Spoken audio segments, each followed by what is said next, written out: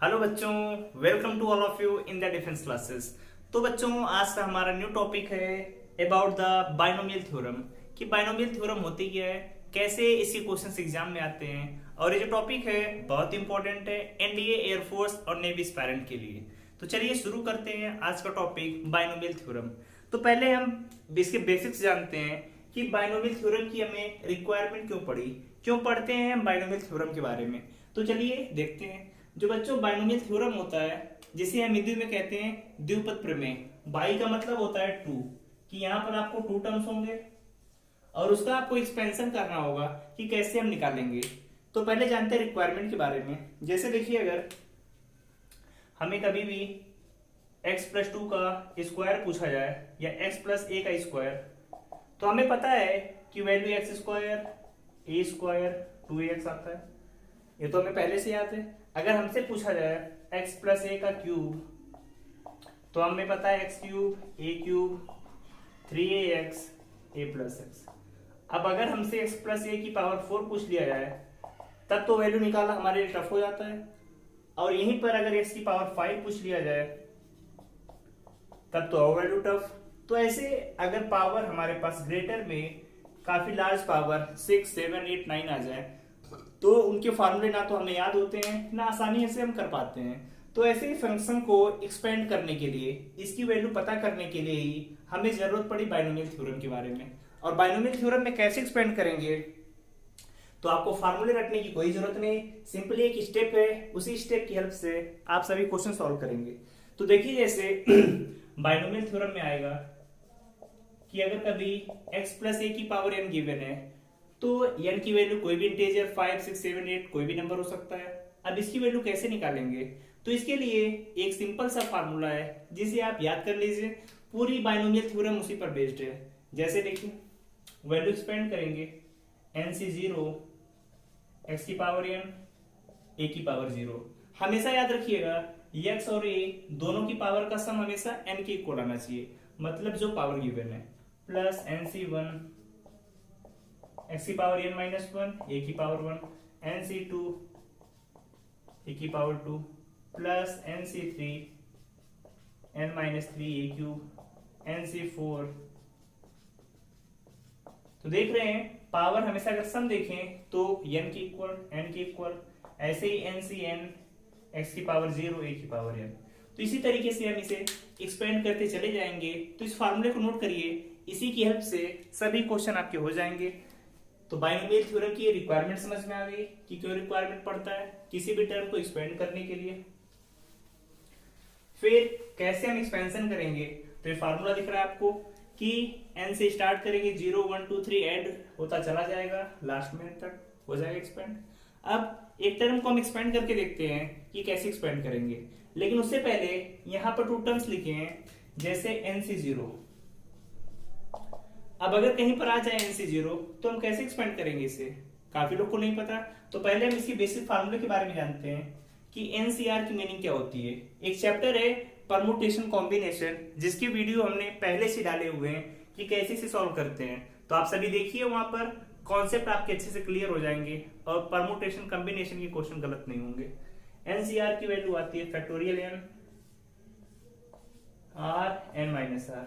यही तरीका है, ऊपर n नीचे r, फिर n में से r को माइनस। जैसे आ जाए आपका 5c2, तो क्या करेंगे, ऊपर फैक्टोरियल 5, नीचे 2, फिर 5 में से 2 जाएगा 3।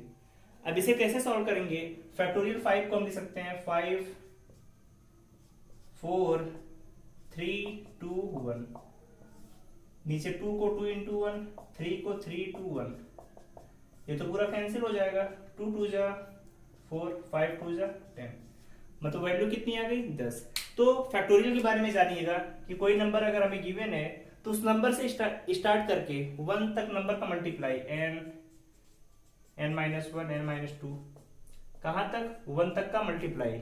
जैसे हमें 5 लिखा है, तो हम इसे लिखेंगे 5, 4, 3, 2, 1। आप चाहें तो 5 को ऐसे भी लिख सकते हैं 5 फैक्टोरियल 4, क्योंकि फैक्टोरियल 4 की वैल्यू निकालेंगे, यही तो 3, 2, 1। तो जैसे हमें बेसिक रिक्वायरमेंट हो, अगर ये डाटा कैंसिल हो जाए तो कैंसिल के लिए यहीं पे छोड़ सकते हैं। जैसे फैक्टोरियल 8 की वैल्यू, तो हम लिख सकते हैं 8, 7, फैक्टोरियल 6, चाहे तो 8 फैक्टोरियल 7 भी लिखा जा सकता है, चाहे तो आप 8 7 6 फैक्टोरियल 5। तो तरीका बहुत सिंपल है, बस डाटा आपको याद होना चाहिए कैसे करेंगे। तो समझ में आ गया सभी को कि इस टाइप के क्वेश्चन होंगे कैसे। तो देखिए अब फैक्टोरियल एनसीआर की वैल्यू निकालना सीख गए हैं, तो एक्सपेंशन भी आपको कोई दिक्कत नहीं होगी, बहुत सिंपली आप कर लेंगे।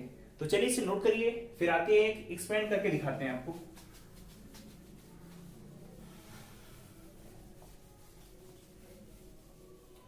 जैसे क्वेश्चंस आते हैं आपके, पूछा जाएगा कि x प्लस 2 की पावर 5 को एक्सपेंड करिए। अब इसे एक्सपेंड आपको करना है, तो एक्सपेंड कैसे करेंगे बच्चों? देखिए अब इसमें x प्लस 2 की पावर 5 है, तो पहले हम जानते हैं number of terms. Number of terms expand करने पर नंबर ऑफ टर्म्स कितने आएंगे? जैसे पावर 5 है तो 5 में 1 को ऐड करिए, 5 plus 1 equal to 6। x plus a की पावर n है, इसमें नंबर ऑफ टर्म्स पूछा जाए तो हमेशा जो पावर होगी उसमें 1 ऐड करेंगे, n प्लस 1। ये तरीका होता है, आगे आप देखेंगे डिटेल में। अब देखिए x प्लस 2 की पावर 5 निकालना है, तो कहां से स्टार्ट होगा? 5 से 0, x की पावर 5 2 की पावर 0।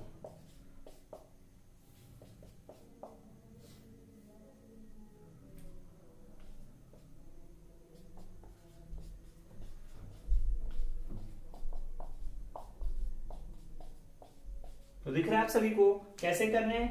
0 1 2 3 और पावर 5 था 4 3 2, बट 5 प्लस 0 5, 4 1 5, 3 2 5, 2 3 5, ऐसे आगे 5 से 4, x की पावर 1 2 की पावर 4, 5 से 5, x की पावर 0 2 की पावर 5, इतने टर्म आएंगे। अब 5 से 0 की वैल्यू आप निकाल के चेक कर लें। 5 से 0 तो 5 5 से कट जाएगा, फैक्टोरियल 0 की वैल्यू होती है 1, तो वैल्यू आ जाएगी 1, तो ये आ गया 1 इंटू एक्स की पावर 5। 5 से 1 की वैल्यू चेक कर ले, तो दिख रहा है वैल्यू 5 फैक्टोरियल 4, नीचे 4 कैंसिल हो जाएगा, वैल्यू आ गई 5, तो 5 इंटू 2 है, तो 5 में 2 का मल्टीप्लाई करें 10 एक्स की पावर 4। ऐसे ही 5 से 2 की वैल्यू निकालें, तो 5 4 3 नीचे 2 इंटू 3, 5 2 जा 10 आ जाएगा, तो वैल्यू आ जाएगी 10 इंटू 4 एक्स क्यूब। इसी तरीके से 5 से 3 निकालेंगे तो इसकी भी वैल्यू आएगी 10 2 की पावर 3 8 एक्स स्क्वायर। 5 से 4 की वैल्यू 5 2 की पावर 4 16 इंटू एक्स। 5 से 4 1 2 की पावर 32 1। अब सभी के साथ लिखिए, तो इसकी power 5 40x cube 80x square 80x plus का 32। तो देख रहे हैं 1 2 3 4 5 6, पावर 5 है तो 6 टर्म्स आ गए, और ये हो गया इसका एक्सपेंशन। इस तरीके से एक्सपेंड करेंगे तो जरूरत आपको समझ में आ गई कि रिक्वायरमेंट क्यों होती है। तो किसी भी टर्म को एक्सपेंड करने के लिए हमें बाइनोमियल थ्योरम की रिक्वायरमेंट पड़ती है। अब एक्सपेंशन सीख लिया, बट एग्जाम में क्वेश्चन कैसे आते हैं इसके बारे में पता होना चाहिए। जो इसके एग्जाम में क्वेश्चन आएंगे, आपको गिवन होता है कि x प्लस 2 की पावर 5, इसमें थर्ड टर्म कितना आ जाएगा, पूछ लेगा फिफ्थ टर्म कितना आएगा, तो इनके बारे में निकालना आपको सीखना होता है। तो ये था इसका बेसिक पॉइंट कि कैसे क्वेश्चन को सॉल्व करेंगे। अगर बेसिक क्लियर है तो आगे कोई दिक्कत नहीं होगी, तो पहले से तरीके को सीख लीजिए, फिर आगे आपको बताएंगे कि इस पे कैसा इसका जनरल टर्म्स होते हैं, कैसे क्वेश्चन करेंगे उस टाइप के बारे में। तो अब इसके बारे में एक पॉइंट और जानते हैं कि इसका जनरल टर्म क्या होता है।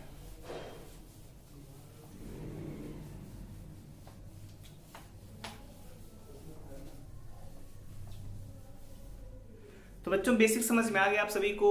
अब आपको अगले लेक्चर में बताएंगे इसके जनरल टर्म के बारे में, कैसे क्वेश्चंस एग्जाम में आते हैं। तब तक के लिए आप वीडियो को लाइक शेयर सब्सक्राइब करते रहिए। मिलते हैं नेक्स्ट लेक्चर में। और आपको बताएंगे इसके क्वेश्चंस कैसे एग्जाम में आते हैं। तब तक के लिए बाय बाय।